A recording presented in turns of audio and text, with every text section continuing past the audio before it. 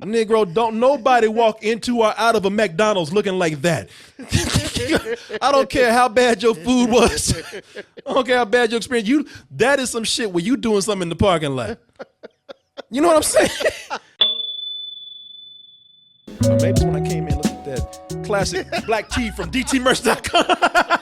That'll sober you up, Martin.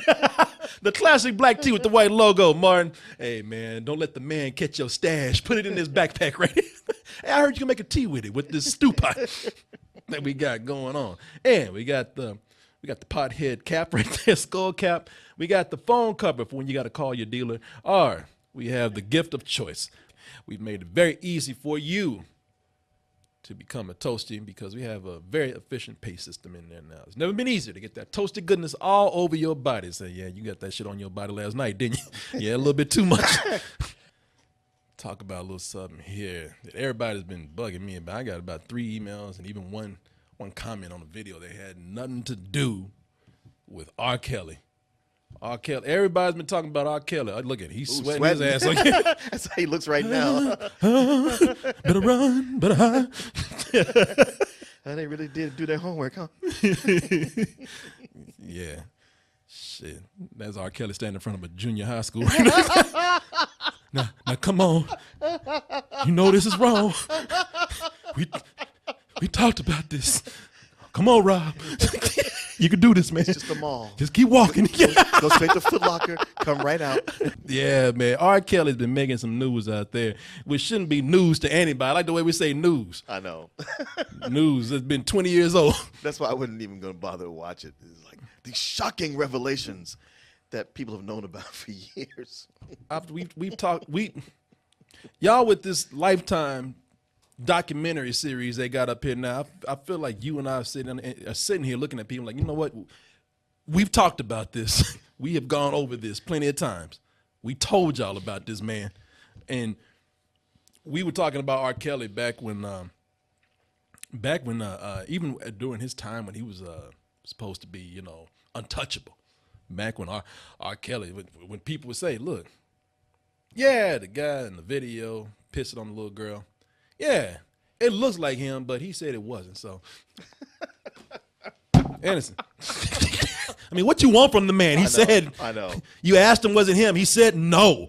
Jesus, how much more complicated does that to be? No, I don't know why people are like just so ravenous over this Lifetime special. This is what's this girl's name?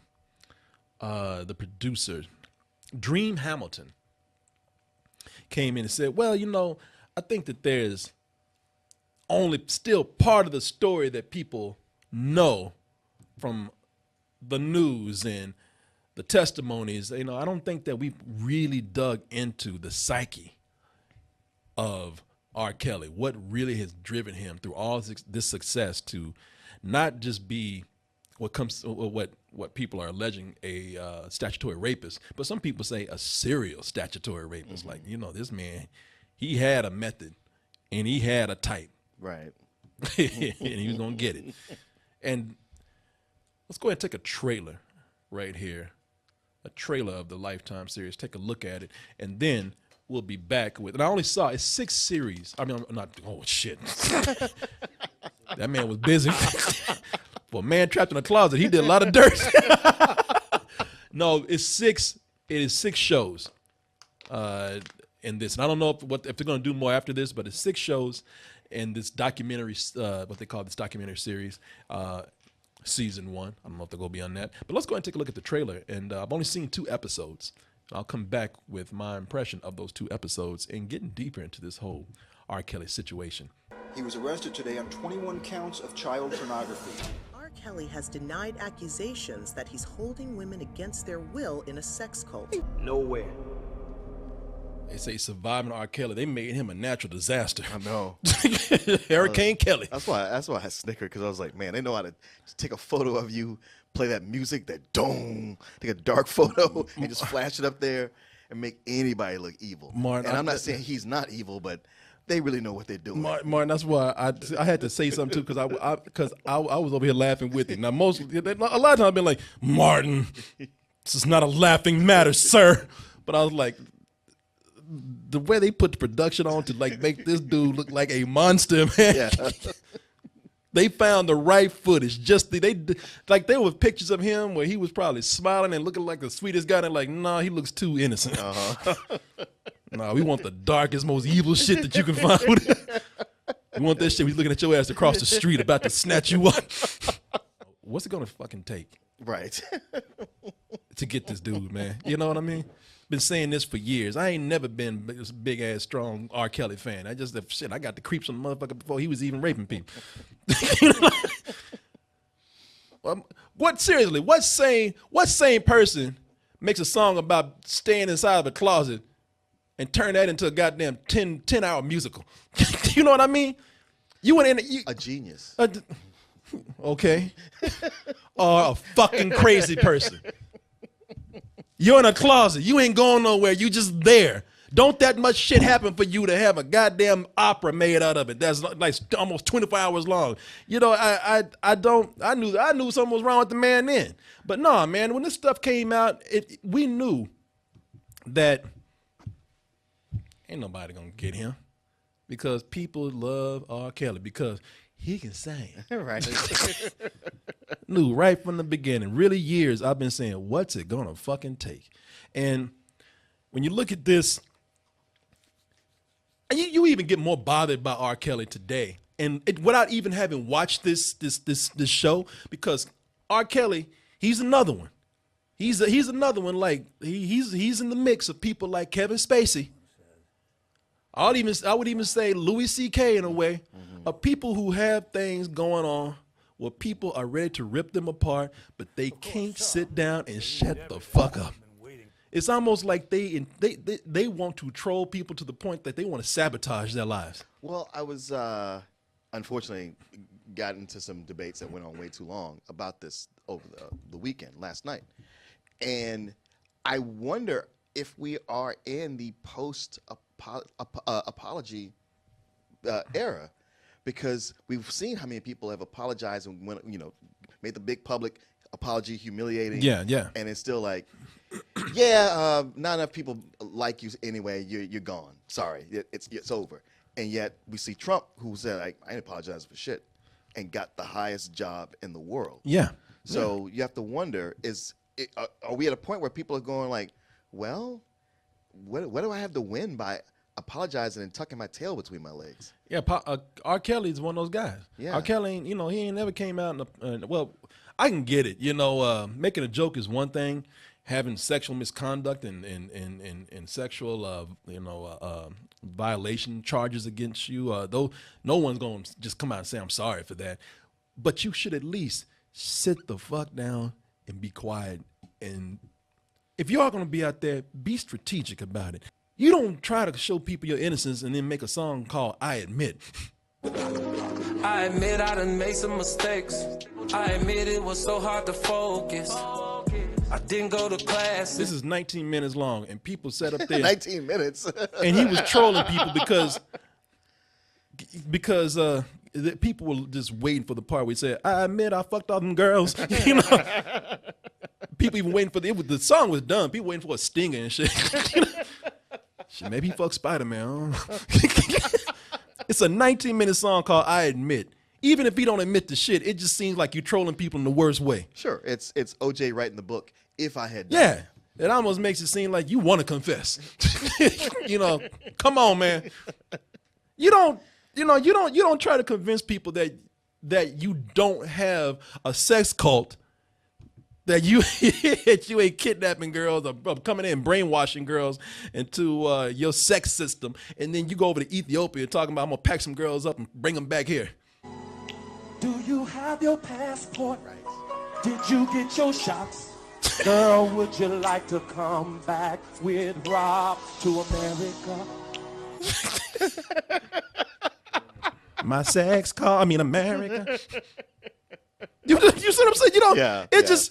I can understand what he's doing. Like, this is probably a regular thing to do at a show, but when you are R. Kelly, it takes on a whole different meaning. Having this special come up and all the heat that's on him right now ain't a surprise. No. It's like, man, shut the fuck up. But yeah, man, I'm glad. I'm so glad that this is out there, and of course they have to be all legal. And yeah, they got to come in at the beginning and make that disclaimer. R. Kelly has denied all claims relating to sexual assault, domestic violence, abuse, and sexual misconduct with minors. Okay, that's fine. But they have a whole lot of evidence to say otherwise. I mean, they get way deeper into the Aaliyah thing right here. I mean, it's just, well, I don't know about way deeper, but it just when they put things in order. Now, if you don't know, Aaliyah was the pop singer, sort of his protege, that he met when she was like 14 and 15, and they have all kind of footage where she's just looking at him like a 15-year-old girl on a music show. You remember BET? Yeah. Yeah, they had I think they're still around. they were on BET, and you have to watch the show. I don't want to show too much footage because all these aren't like really proved clips, but like they get on BET and she's just looking at him. Like a 27, 28-year-old guy. She's 15, and she's like, he's my best friend. And because they said, are y'all dating or anything? She and R. Kelly just like, she's a good girl, and she's like, he's my best friend, and they looking like, okay, neither one of you motherfuckers said no. You know what I mean? Yeah. Just look, that was a very simple question. And it got to a point we know that he married her, man. There's stuff that where now you gotta look at the people on here and decide how much you want to believe and how much you don't, because I mean, it's a lot of testimony and all this stuff is alleged, but they talk about how these women come on and talk about, one in particular talks about how she walked into a room and he was having sex with Aaliyah, who was like this 15-year-old girl at the time. But that is something that is Hearsay. That is hearsay, and we kind of know about R. Kelly and Aaliyah. The most fascinating thing about this is learning about R. Kelly. That's where you kind of get deeper with things, man. They pull up stuff and you get a fresh reminder of what R. Kelly is, of what R. Kelly's mind is like, and what we have had a tendency to just kind of push aside. Into the mind of R. Kelly. Good luck getting out. Remember your flashlight. With this, you're taken off guard because they go into the good things about R. Kelly, man.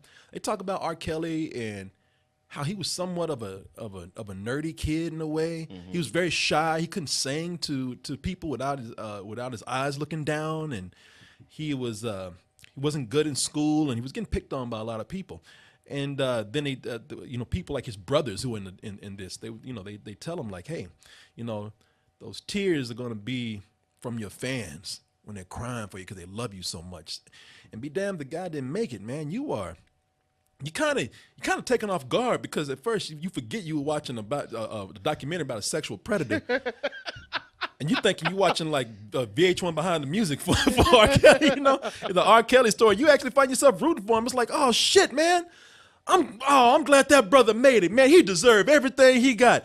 And then the shit, they grab your ass and make you think like, oh, that R. Kelly, man, that's a good guy. And then they get dark quick. They slap your face with darkness. Like, bitch, why you rooting for this dude? They don't try to, because a lot of people would be afraid to like put in the part of his childhood where some of this might have his roots, because some people are afraid I'm trying to get people to sympathize with a victimizer. Yeah. But I think it's important that they do that, man. It just seems only fair when they start getting into the history, or what R. Kelly says is him having a history of being sexually violated himself. I was molested when I was 7. When you're a child, you don't really know. You only see and you learn and you try to figure it out.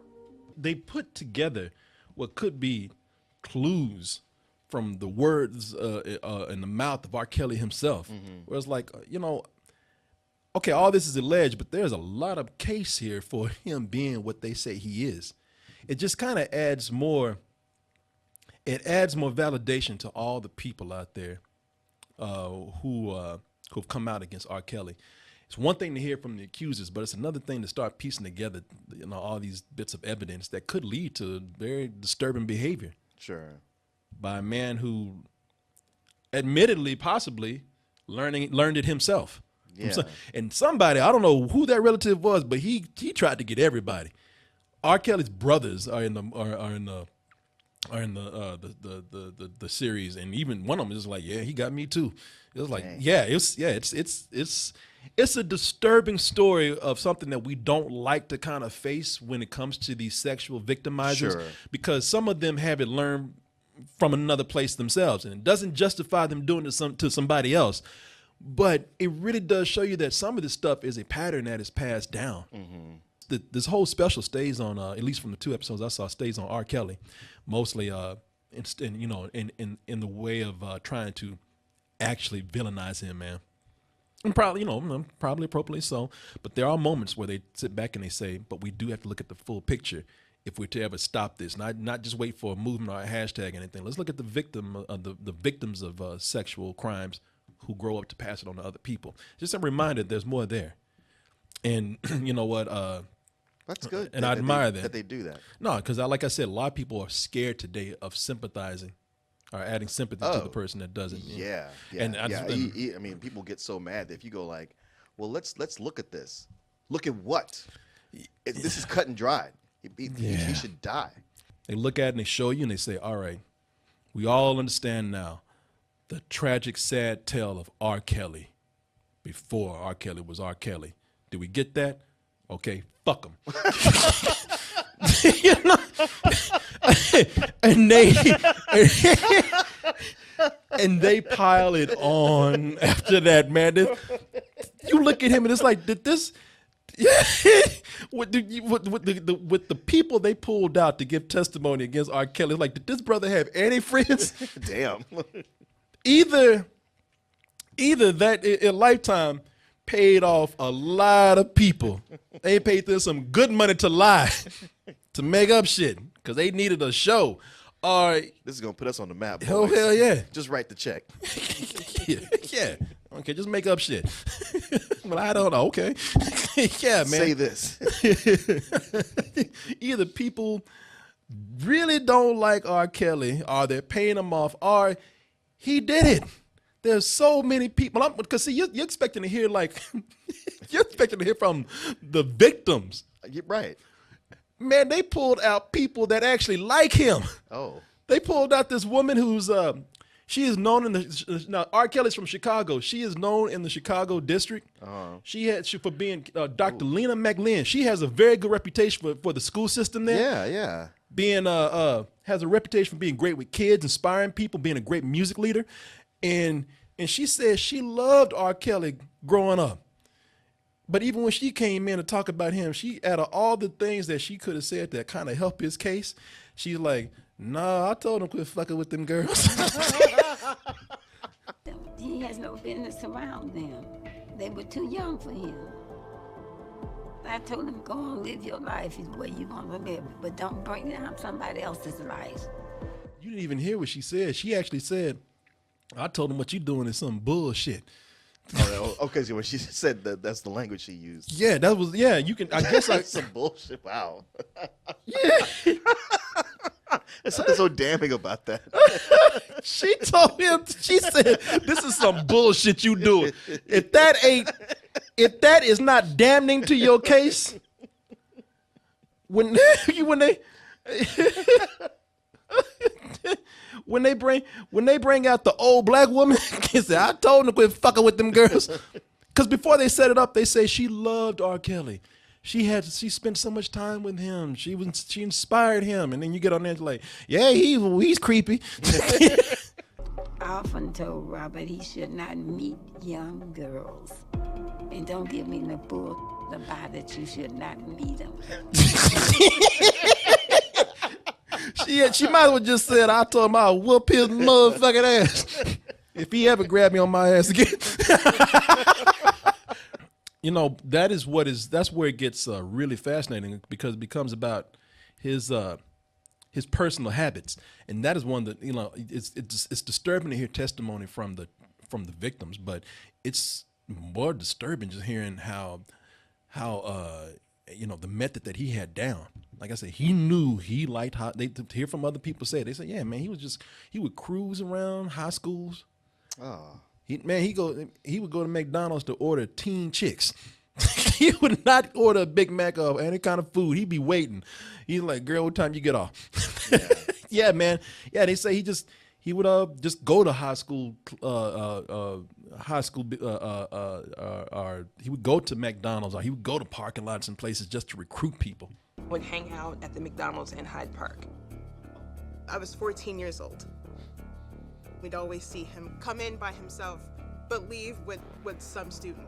He had a hunting ground. Yeah. You know, that like this. I like how his boys are his dogs of war. he sends them out there. Yeah. They come back with girls in their mouths. Yeah. Just lay them down. Yeah. It's weird, man. You know what I mean? Because this is a lot of testimony. I'm like, this is real. You do get to a point with these things where, as much as I want to be fair with things, it's just like it was with Cosby. It's like, what is the point of making this elaborate scheme just to bring R. Kelly down? No, I fail to really understand how, because some people want to say conspiracy against the black man. You know, but Bill Cosby was about to buy NBC. He's about to buy NBC, and they couldn't let a black man have that much power. And I was like, no, they could have. He wasn't raping chicks. You know, just let you know how to what disturbing level this went to, because any grown man should feel really awkward about going to a McDonald's just to hang out for the chicks that are getting off of work. Yeah. You should feel very awkward about high school, and it brings up other questions like, who was letting him hang around high school? Who was bringing him in there? Who were these henchmen that were okay with that? Yeah. It was what they let you know is that at some point there's still more to this than we know, because it's just like I always say, man, there are people who, and they don't come right out and say it. They let some of the victims say it, but this is a man who knew who had people around him who knew what he was doing. Oh yeah. It's always people who know what's going on. And now even with some of these things, people are like, well, maybe I shouldn't have, let him go that far, or like that guy, yeah. R.Kelly. Oh, okay, well, fuck it, they gonna know anyway. I actually was the one. You know that dude? Yeah, no, exactly. Yeah, I would go tell them, Mr. Kelly wants to meet you. What? You did what? Why would you do that? It kind of makes you angry about the people when you hear them say what they're saying. I mean, listen to what this guy's saying. Robert, well, I mean, well, I guess it was me. I would a lot of times make people know that R. Kelly's here. You know, these are people who he came up in a time where money and power were, and for men who were doing this kind of thing was so powerful that they would get away with doing all these kind of things, that people kind of thought it was normal. Yeah, I mean, it's them having power, but it's also a power that people willingly hand over to them. Mm-hmm. Yeah, so because they're getting to wonder, like, how many of these parents knew? Yeah. That they probably thought it was awesome. Yeah. Yeah. Now, everybody. My baby dating R. Kelly. Everybody, one of the problems that they show with this that I think is something that I don't even know if it's addressed by them in particular, but it does show that, you know what, man, first of all, it's overlooked. Then you have the lightning rod in the center of it all, the person who committed the crime. Mm-hmm. But we got to look at, you got to start looking at all these people that are allowing this to happen too. Yep. Because this shit don't happen just with him running rampant out there and somebody not being able to cover it up for him, or we as a public, as a society, let him pass on it. Right. That's one of the things that is kind of made obvious. I don't even think that they make it a point, but it is obvious that this is a culture that contributes to this. It's it's a person that initiates it, and it's a culture that covers it up, and that's a problem. Yeah, it's fascinating, man. It's you go in there first, and I'm gonna tell you, the subject speaks for himself, because the show. When you talking about we were laughing, oh yeah, man, they put it on heavy. It's like, look, man, we already know. Because Mar, you were right. They find every ominous ass picture of him, and they make sure to put that music on there. They make sure to put it in slow motion. Oh yeah, throwing all kind of filters on it. He half the time he ain't even got no eyeballs. Just blackness where his soul should be. You know, they show like smoke always in front of his face. Like he looks like some sort of gangster demon half the time. Like they put on heavy productions. Now it doesn't help that, I mean, look, if you shady, you just gonna look shady sometime. Ain't no way around that. Negro, don't nobody walk into or out of a McDonald's looking like that. I don't care how bad your food was. I don't care how bad your experience. That is some shit where you doing something in the parking lot. You know what I'm saying? That's what you see with something like VH1 stories and all these fluff pieces. Yeah. You don't mind them putting on all this good music, but when you go to something like this, that's serious as this, you don't need all that. There's a lot of things that go on in this special where it's either R. Kelly's testimony or some of the stories or the victims. They speak for themselves. There's a shot in here where they have the victims just looking at the camera.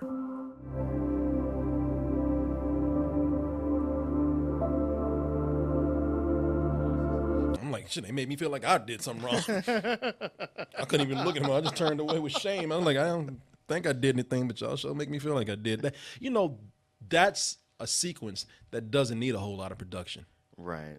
The message is delivered right there. Mm-hmm. You know, there's women who are confident. They got 6 episodes they got to fill. And that's a problem too, man. They feel it in, they do a lot of repeat. It's one of the emotionally moving parts of this too, is that it's sad to see somebody who has so much talent just throw it away over women that he didn't even have to brainwash to get, man. I'm sorry that he brainwashed to get, because there are women out there that he never had to brainwash to get. There are women who are legal age who were just, throwing themselves at him. Why he chose to take a risk? Too old, he didn't want that. Apparently so, man. Why he chose to do what he did. It's baffling, but they go and explain that too. They say, hey man, this whole thing with him being a victim himself, a lot of the times the person who was victimized, it's not so much about the sex anymore. It is about playing those mind games. Yeah. It's like they've been overpowered at some point in their life. And they do make a sort of examination of what his mind might be like as far as the power dynamic. Yeah, a lot of times when somebody has been abused, they come out of it. They either come out of it with the mindset of, I need to never let that happen to me or anyone else again. Mm-hmm. And some take it on as all right, so now it's my turn to do this to somebody else. I got mine, now it's somebody else's turn. No, exactly, man. That's why they're talking about, with him being into high school girls. High school girls wasn't so much that their bodies were always better or the sex was better. It was that they were so impressionable. And he was since he was controlled at one time, the mindset is that I'm going to do it to somebody else. Yeah. It really is fascinating as a psych evaluation. And the first time he did it to a woman who was an adult, she went, "Get the fuck out of here." Yeah. What's your problem, you creep? Well, yeah, because he's probably I gotta go down a little bit lower. Put this baby bib on you. Let me piss on your face. No, what? I'm calling the cops. Yeah, I'm R.Kelly. Come on. It's sad that it took a decade of people making jokes about this, because no one wanted to talk about it. Even people right now don't want to talk about it.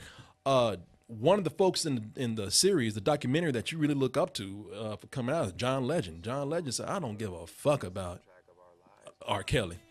He's like, the man had a lot of influence, and he's gone in and taken advantage of that. There's been rumors of Lady Gaga not wanting to talk about R. Kelly. They had a song together at one time.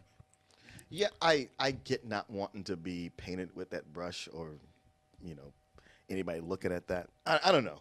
It's really too bad, because his case is so extreme that it needs to have that, because unless he's going to get arrested at some point, and actually put in jail and do time, he's probably got enough people that'll support him to just keep going.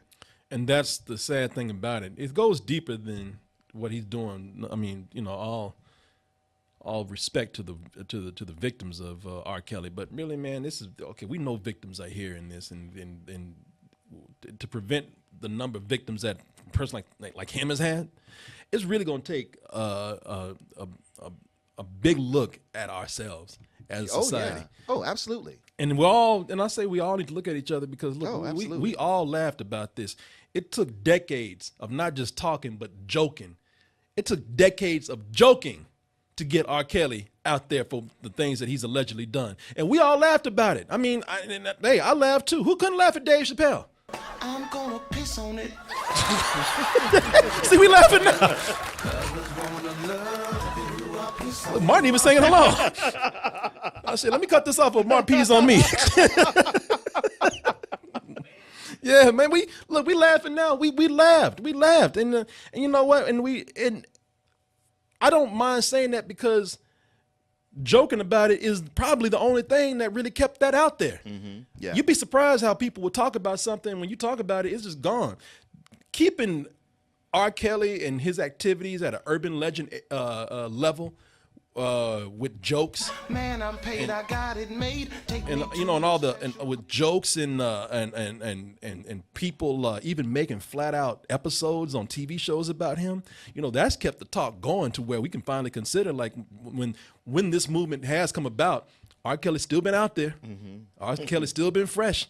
Hey, maybe we ain't talking about him as seriously, but they still joking, and it's time to bring that up. Like I said, man, because these jokes really have been effective, because it's not just been satire, but there's been flat out episodes of shows where they just came out and just said, he did it. Right. I'm not even bullshitting. I ain't writing no joke. He did it.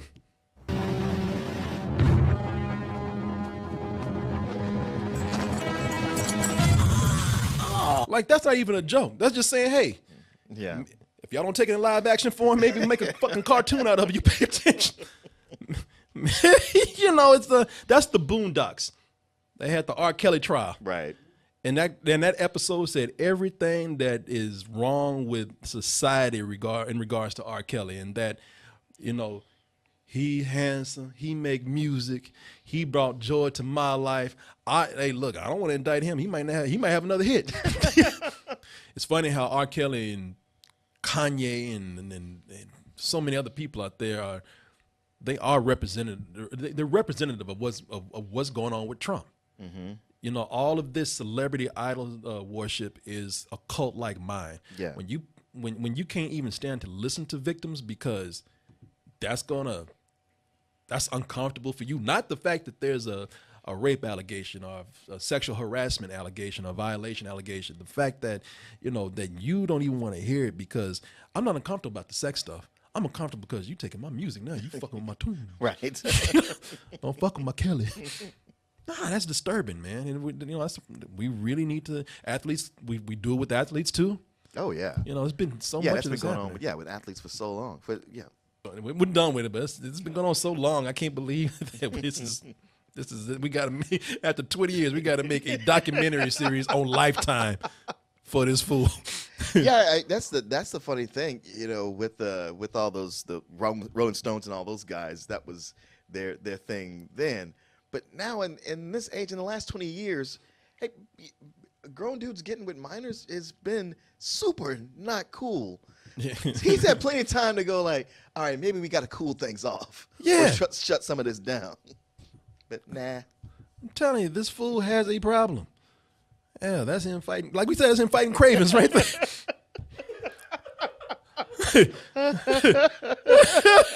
I heard there's a pep rally going on. Shit. Be cool, man. Get behind me, Satan. Did you enjoy that discussion? I know I did. There's more that we can talk about if you subscribe to this YouTube channel right now. And if you really love what we do, go to our site, doubletoasted.com. Over there, you'll not only find a longer form version of this video, but also the live streams that we do almost every night of the week. Please support us by going over to dtmerch.com. And if nothing else, stay toasty.